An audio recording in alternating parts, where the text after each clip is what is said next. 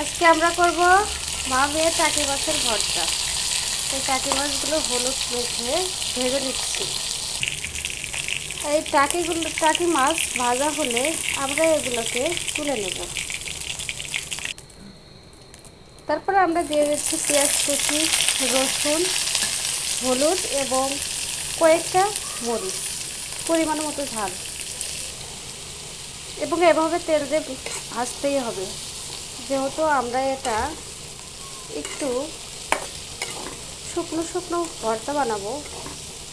এই জন্য আমরা এমনি ভেজে নিতে থাকবো। আর আমি এখানে কিন্তু পাকা মরিচগুলোই ইউজ করেছি,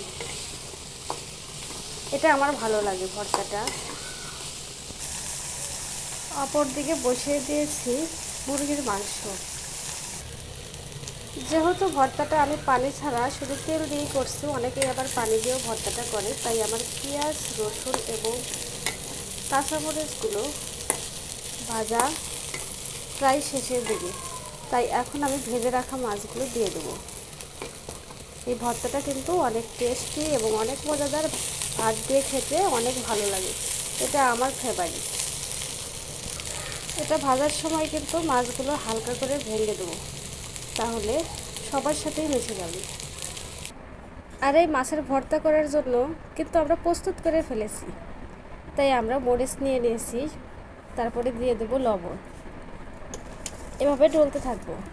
এবার কিন্তু আমরা নিয়ে নিচ্ছি ভেজে রাখা পেঁয়াজ, রসুন এবং মাছ একসাথে দিয়ে দিচ্ছি। এরপরে আমরা অ্যাড করে দিয়েছি একটু সরিষার তেল এবং এভাবে মাখছি। দেখেন কালারটা অনেক অসাধারণ না?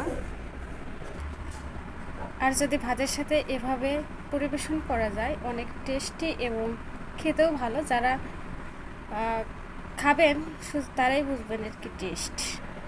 আমার ভিডিও দেখার জন্য সবাইকে ধন্যবাদ।